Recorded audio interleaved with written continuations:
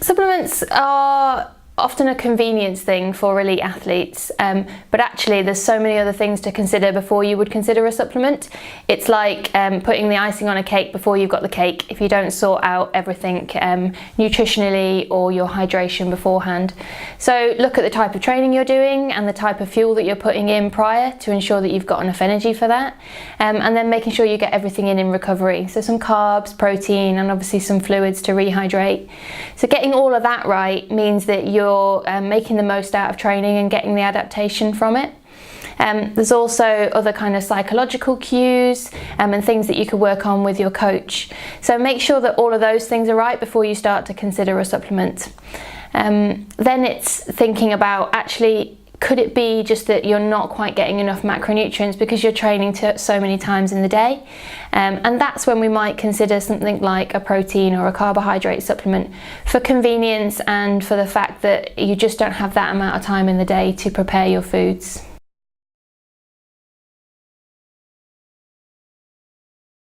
Yeah, definitely. So if you're a youth athlete, then it's really important to ensure that you're getting all the macro and micronutrients that you need through your food. So ensuring that you're getting sufficient protein and calcium for your growth, and then also things like iron for female athletes, and just getting sufficient energy in for the amount of training you're doing.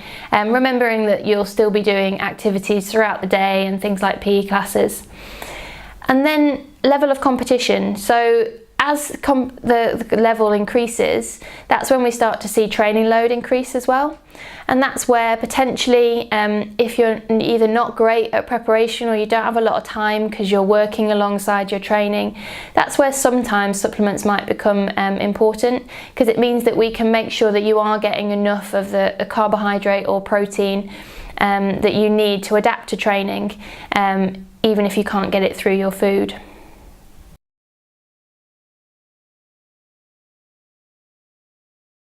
Okay, so firstly, there's a brilliant website called Inform Sport.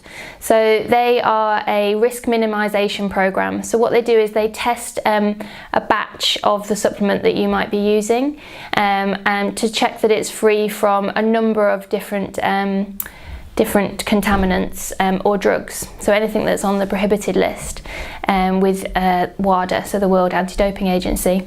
So there's no guarantee that any supplement is free from a prohibited substance, and that's where you really do need to assess the risk. But the one way of making sure that we've done everything we can is to check for a supplement on that website, Inform Sport. Then you need to check that the batch number on that supplement matches a batch number that is on the website.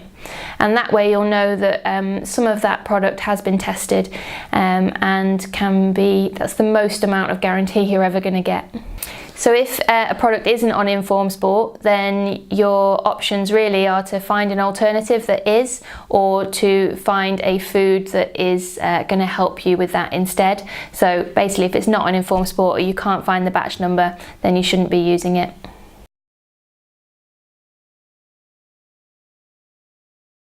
It's a really great question. I think there's quite a lot of confusion over that nowadays. A supplement can be anything that is supplementing the diet. So we've spoken about a food first approach. So anything that isn't a normal kind of whole food, then that is generally considered a supplement. So that might be something like a vitamin or a mineral supplement. It's your normal Lucozade Sport that you might just buy from wherever you go for your lunch. That is classed as a supplement and therefore could contain anything, and therefore we should be checking that on Inform Sport. There's also quite a few food products lately that contain things like whey protein. So it might be branded as a protein bread or a protein cereal. So they're also things to be aware of, and make sure that you're looking at the ingredients list to ensure that they aren't containing something like an added whey protein powder, which if it isn't tested, you're again putting yourself at risk.